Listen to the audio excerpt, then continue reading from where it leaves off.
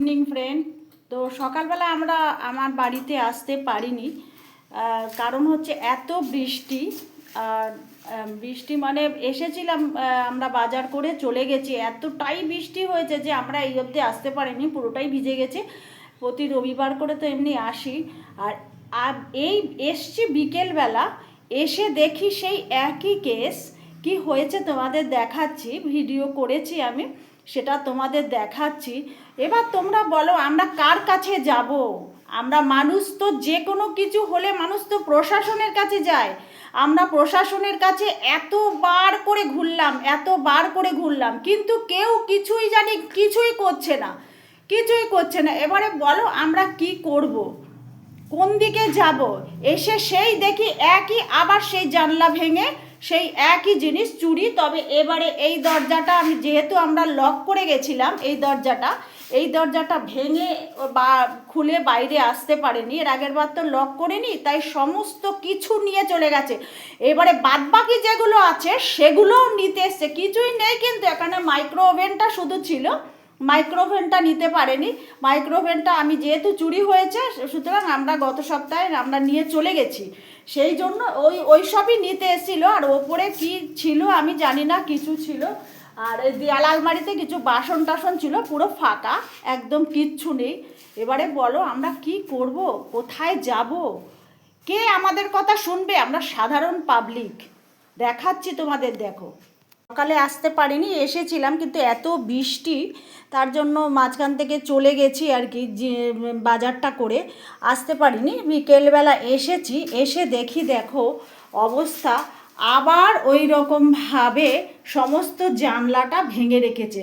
এর আগের দিন যখন চুরি করেছিল, তখন আমরা করেছিলাম কি, জানলাটা পেরেক দিয়ে মেরে, এই দেখো কাঠ ফাট দিয়ে মেরে সমস্ত ঠিক করে দিয়ে গেছিলাম। কিন্তু দেখো আবার এরকম অবস্থা, এরকমভাবে ভেঙে দিয়ে গেছে। এইবারে বলো, এখানে এটা খোলা, জানি না এখান থেকে কি নিয়েছে। আবার এখানে ট্রাঙ্কটা দেখো কীরকম, ট্রাঙ্কটা এগিয়ে রয়েছে, দেখো কীরকম এগিয়ে রয়েছে। এতবার ধরে পুলিশের থানায় গিয়েও কেউ কিছু করতে পারছে না, খালি বলছে অপেক্ষা করুন, অপেক্ষা করুন। আমরা কার কাছে যাব? মানুষে তো প্রশাসনের কাছে যায় যে কোনো এতে কিছু হলে, তাহলে বলুন এবার আমরা কার কাছে যাব? তো ফ্রেন্ডস, আমি এখন ঘরের থেকেই কথা বলছি। তো গিয়ে মনটা খারাপ হয়ে গেল সত্যিকারের বলতে। কালকে তো এত বৃষ্টি হচ্ছিল বলে আমরা বিকেলবেলা গেছি, আর বিকেলবেলা গিয়ে দেখি ওই রকম অবস্থা, ফির ভাঙা। তো আমরা ফির আবার মহেশতলা থানায় ফোন করলাম। তা থানা থেকে আমাদের বললেন যে সেই সময় ডিউটি অফিসার যে ছিল, আগের দিনে চুরি হয়েছে যে ডিউটি অফিসার ছিল, তাকে আপনারা জানান। তা ওনাকে ছবি সমেত সমস্ত কিছু পাঠিয়ে দিলাম। তা আর একজন ডিউটি অফিসারও সেদিনকে এসছিলেন, তা ওনাকেও ফোন করলাম। উনি বললেন ঠিক আছে আপনি থাকুন, আমি আসছি। তো ওনারা এসছিলেনও, ওনারা তিনজন এসছিলেন, এসে সমস্ত কিছু দেখে টেকে গেছেন। কিন্তু দেখে গেলেও যে একটা বাড়ি থেকে দুবার চুরি, একই কায়দায়, একই জানলা ভেঙে। তা আমি বলছি যে স্যার একটু দেখুন, এর আগের বার তো সমস্ত কাঁসার থালাগুলো নিয়ে গেল। হ্যাঁ, এবারে বলুন তো আমরা কার কাছে যাব, কার কাছে গেলে এই সমস্যাটার সমাধান হবে? বারবার করে জানলা ভেঙে ভেঙে চোর আসছে। গত 21 তারিখ নাগাদ গিয়ে দেখছি জানলা ভেঙে সমস্ত কিছু চুরি করেছে। আবার এই যে কালকে এর মধ্যেই দেখলাম আবার ফির চুরি। তো ওনারা বলছে ঠিক আছে আমরা দেখছি। হ্যাঁ, দেখছি বললে হবে? দেখতে তো হবে, বলুন তো। এইবারে যাকে আমরা, ওনারা বেরিয়ে গেছে পরে, আমি প্রথমে ওনাদের বলেছিলাম যে স্যার দুদিকের বাড়ির চোরকে আসতে হলে কিন্তু এই দূর বাড়ির টোপকেই আসতে হবে, কারণ যেহেতু পিছনের জানলা ভেঙেছে। আর এখানে গাছগুলো একটুখানি শোয়াও আছে, রাস্তা মতো দেখা যাচ্ছে, পুরো পরিষ্কার যে রাস্তা মতো দুটো তৈরি হয়েছে। যাকে এবারে বলাতে ওনারা তো বেরিয়ে গেলেন। বেরিয়ে যাওয়ার পরে আমরা পাড়ায় বেরোলাম, যে দুদিকের রাস্তার মধ্যে একদিকের রাস্তার বাড়িতে আমরা গেলাম। যাওয়ার পরে যে আপনারা কি এরকম কোনো কাউকে দেখেছেন, জানলা ভাঙার আওয়াজ পেয়েছেন এর মধ্যে? রবি থেকে এই রবিবারের মধ্যে।